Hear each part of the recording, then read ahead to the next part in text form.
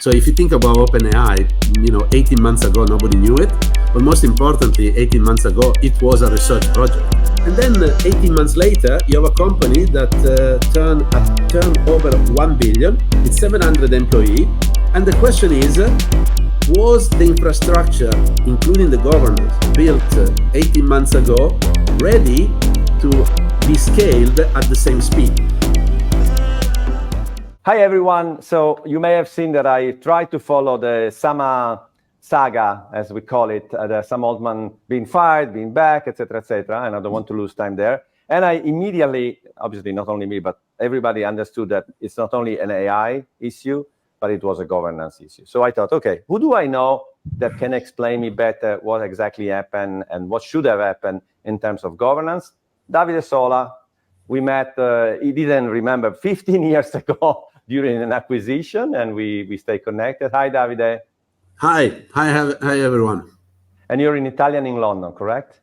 I live in London. Yes, I married a British woman. So since 23 years, I'm based in London, North London, and where I'm a professor at business school, and I am also the CEO of Strategy in Action and Three Horizon, which are tech companies in the sector.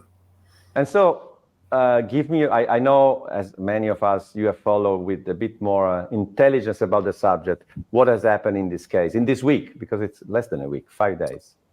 Well, I would say that this is, you mentioned a governance problem. Probably it's a bit deeper than that. And just to give you a little bit of background, my academic research is around scaling, and in particular scaling tech ventures, which are particularly relevant in this case. And to give you a little bit of background, when you're scaling, you're talking about X-fold growth, 10, 20, 100. So if you think about OpenAI, 18 months ago, nobody knew it. But most importantly, 18 months ago, it was a research project. And a research project that was designed as a research project, initially funded by some entrepreneur like Elon Musk, and having people like Sam Altman that was coming from Y Combinator, which of course was bringing a business background.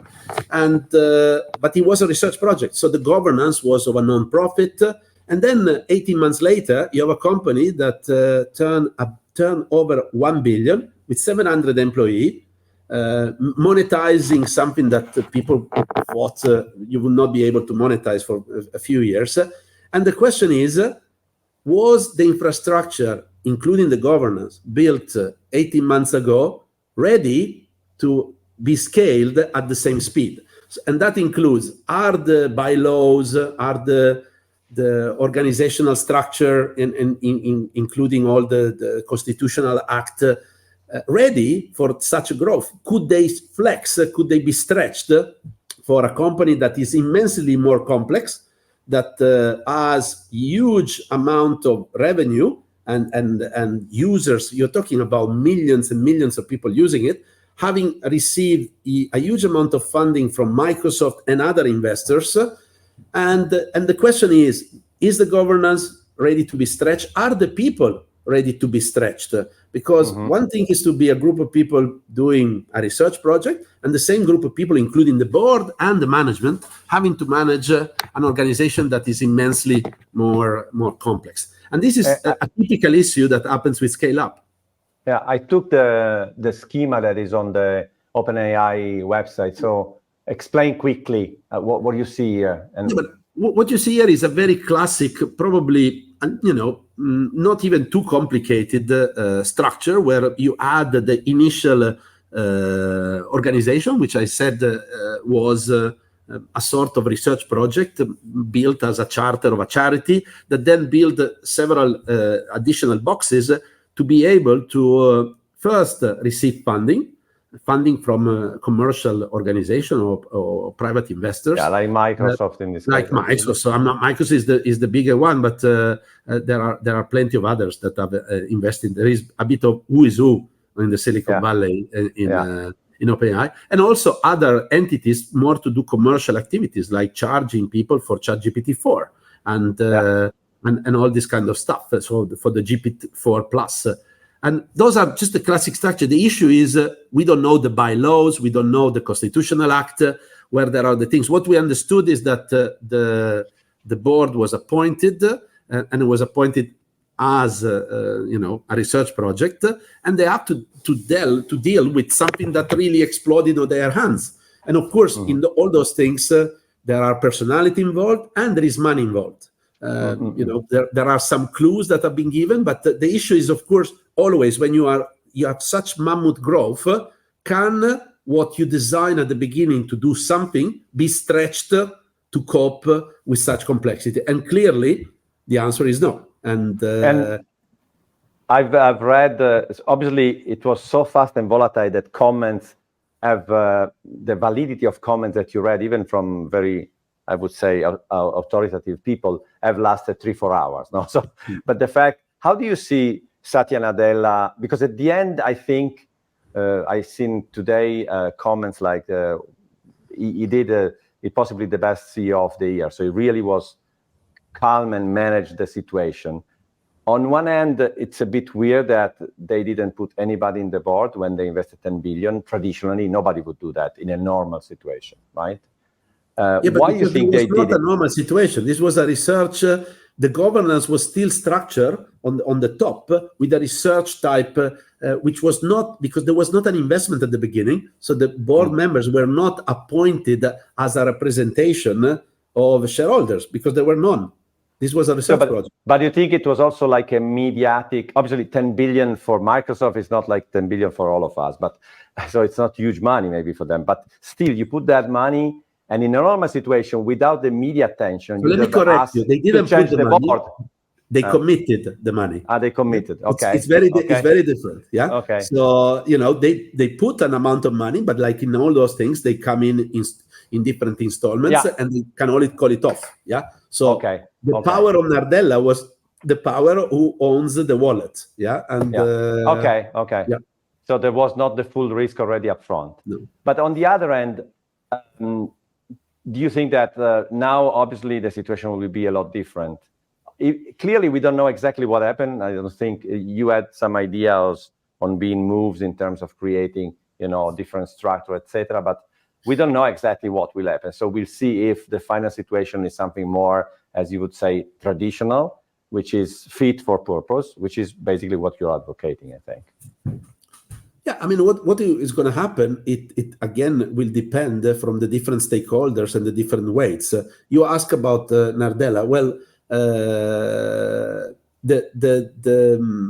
the key point, he was a very adult behavior of a very senior manager, but always, a lot of people portrayed the OpenAI side. He lost a lot of billions in the valuation of Microsoft. So what he did, it was self-protection of the asset that he is the CEO of. Yeah. Then of course he tried to calm down the markets because and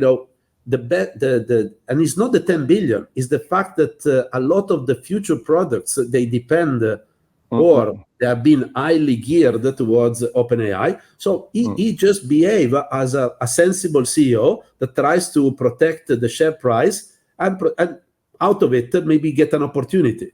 But of course, all of this, now we will see what's happening. I mean, something seems that is been reinstalled back in OpenAI. And I think that probably will become more and more, not a division, but, an organization where Microsoft will have a little bit more impact. And they say that they would put an observer, or they might even get a board seat. But the reality is, when you are funding somebody, you got the checkbook. And the checkbook will make a lot of people arguing stop arguing. And clear. And so let's close it here in terms of OpenAI. But through the last 5 years, maybe, we have seen a lot of huge companies dissolving or exploding, FTX, etc. And at the end, there's always someone else. Even if the board maybe was better structured, but it seems governance in the end, or the execution of governance, was not appropriate for the case. Why do you think this is? It's like, we had the 2000 boom. It seems no lesson have been learned. How do you see, the fact that it's still happening a lot? It's still happening a lot because it's structural, and it's not for anyone's fault. Is when you design a startup, you design it with a governance that most of the time you spend very little time. You buy an off-the-shelf company, you have bylaws, which are the classic one, and sometimes you're spending a little bit more sophistication out of it. But because you don't know yet if the company will be worth anything, you don't spend a lot of time into it. The issue is that as the speed picks up and the progress of the company accelerates, that's one of the least priorities to look at, and that should be really the job of good board members to remind the company that maybe the infrastructure, the foundation on which it was built, and it was fit for purpose when they were a startup, they're not anymore fit for purpose. But people, they tend to like to keep, because again, if you want to enlarge a board, it means that the existing board will have less power. So there is a conflict of interest. There is a conflict of interest. Or there is, a tendency to have status quo, and that is part of the. And typically, those events, they trigger the fact that the infrastructure is not correct. Sometimes is, think about what is happening now, really yesterday or the other day with Binance, the other crypto. Which, again, it's a total issue of corporate veil and governance that was not overseeing CEOs. And this, again, tends to happen a lot more in places like Anglo-Saxon world or even America, because the CEO has enormous powers. And the board, they tend to be not friends and family, but people appointed by the CEO.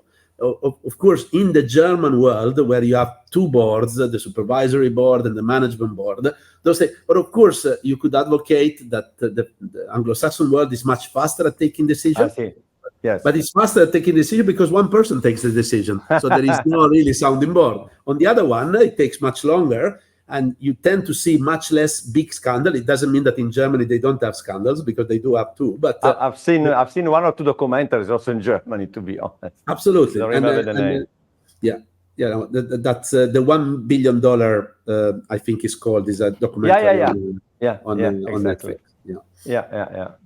But it was a Delaware company, for your knowledge. True. It was based in Germany, but it was a Delaware company. Va bene, true. Davide, thank you so much for the explanation. And let's see if, scaling seems to be, the lesson learned is scaling. You have to manage scaling in a proper way, basically, right? You have to scale everything together. In the different aspect, the human side, the human resources or the human capital, both at board level and management level, you have to look at on the legal side, on the governance, because what was fit for purpose when you are a startup, not necessarily, and typically is not the case when you're scaling up 100 times, as the case of OpenAI. Va bene, thank you for the lesson, Professor. All right, thank you. Have a great day. Ciao, Davide. Bye-bye. Ciao, ciao.